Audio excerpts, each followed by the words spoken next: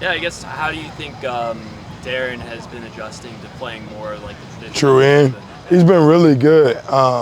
You know, he's a smart guy, but he learns through a lot of repetition. But he's been picking up, man, and just attacking it head on. Been very pleased with the intensity and the mindset, and he's just eager to continue to learn. So, expecting big things from him, but it's been good for him. It's been really good for him. Love how he's transitioned. Having Miles back, what kind of a difference? What kind of dynamic? How much can that change the Oh dynamic? man, now you got edge guys who can rush. So man, it opens up so much more. And believe it or not, when you have two off the edge, now you start to see more from your inside guys because now they're so freed up. It's not all you're not going to get slide protection all the time. You look at last year, guys are just sliding to us and basing up one guy. So now you really got to block both guys. So it should open up a bunch of things. We're excited to have Miles back. You've had several guys inside that have either been injured or banged up or had low maintenance issues. Yeah, Issa, Issa. Davion, Yeah. Devin, how are all three of those guys doing physically? They're doing good. Those guys attack the rehab every day, taking care of their bodies. They're understanding what it takes to be a pro and the soft tissue injuries, how you could limit those and recover. But the thing I give those guys credit, they're trying to get back in every day. But we feel good about our depth on the inside. And I challenge those guys. Hey, one guy drop, next guy be ready to roll. That's just the nature of it. You're playing interior D line. You will never be healthy. You're going to be banged up. So those guys understand I got to play. I'm going to play a little hurt sometimes. And those guys pushing through, man. So like I told Issa the other day, I was just happy to see him out on the field attacking it and going, playing through stuff. So it's a good deal. It's part of it. If you're a D tackle, you're going to be banged up. And those guys understand that. How is Nate Clifton moving inside, maybe unlocking him a little bit? Oh man, he's been on a tear this camp. And I told him the other day in film, I told the D line whatever Nate is drinking, sleeping, doing, go get on it. I've been very pleased. For him, man, he's a fast guy. Like I think Nate has got up to 20 miles per hour before. He's an explosive guy. So what you see is when he inside and he's going against those guards and those centers, he's able to expose a lot. And on the inside, he could be a little more freer. A lot of times at the end, we're so conscious of the contain, man. On the interior, we want to cut him loose. And I think he's done a great job embracing that. And I'm excited to see him this year continue to prosper there. But, man, he's been on a tear, and we want to continue to see him play at that level and keep it up heading into the season. Coach, you hear all the time that, if you can get a pass rush, that helps out the secondary. Oh, my God. So is that something that you guys preach, especially after seeing some of those issues last year? All the time, man. And when we look at that stuff and you look at the big pass plays, those guys in the D-line room are getting it just as hard because we got to be there to affect the quarterback and go and press it from there. And I think a lot of the stuff you see out here, like I joke with the QBs, like, hey, it's all nice. You're just standing back there in practice.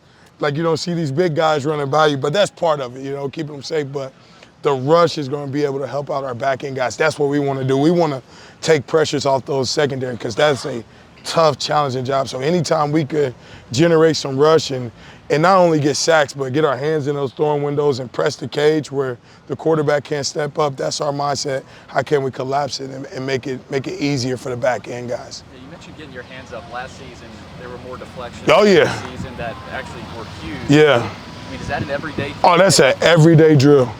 They know we're going to go 3 pop-ups, mirror hand, and we're working, and I'm pinging that ball at them so they can do it. So that's the name of the game, man. Like how can you affect the quarterback? It's not just getting him on the ground.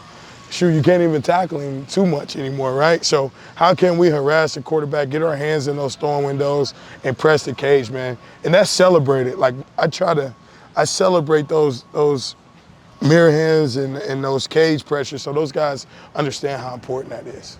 How close do you think Bradley Mann is to sort of Getting all there. the way back? Yeah, he's been working, man. That guy has added a bunch of weight. You look at him last year, he was 235, 240 playing.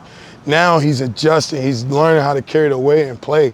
Very excited about Bradley. That's another big guy coming off an injury, an ACL injury, where he has done nothing but every day attack, and that's what he continues to do. He's getting his legs under him. He's learning how to play at that 280, 290 weight, which is a little learning curve, but he's been doing a great job attacking. That guy's going to work every day, so no worries about him at all. I've heard a lot of good things about Marion Thomas. Yeah, DT. Those guys. Oh yeah, man, big DT, man. That guy, he has come in and like exceeded from what I thought he would be. You know, we're still working on some stuff at the line of scrimmage, but you talk about a kid who's mature, like no nonsense, like he is hungry. And you just add some of the O-linemen. He's been doing a really good job. Now we're gonna hone in on his technique, but he's been a nice addition up front.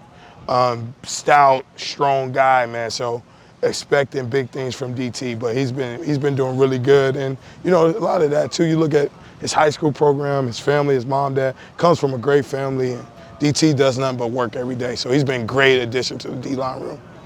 Question on Christian James. Yeah. When do you expect you'll get him back? Soon. CJ's working every day. You know, CJ's a guy, you know, he's just going to work.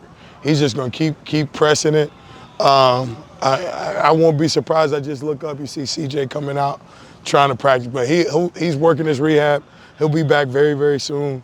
We're excited about how CJ's progressing. So, and he's going to be a big piece to our D-line this year. Given some other guys have moved around, that you've got other guys helping, for instance, Nate has moved from outside to inside. Does where you can use him change depend on what you've seen from some other guys who've been out? Where I could use CJ? Yes. No, I think CJ, he loves the inside. We like him on the inside. Now, he still can play the 5.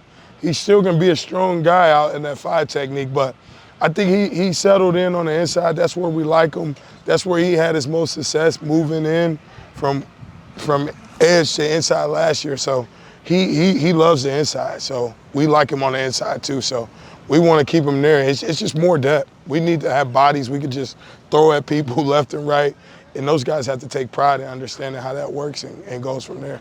It's a tough assignment for me as a coach. Have a lot of depth there. It's good though. It's really good. It's a new one for you, isn't it? Yeah, it is.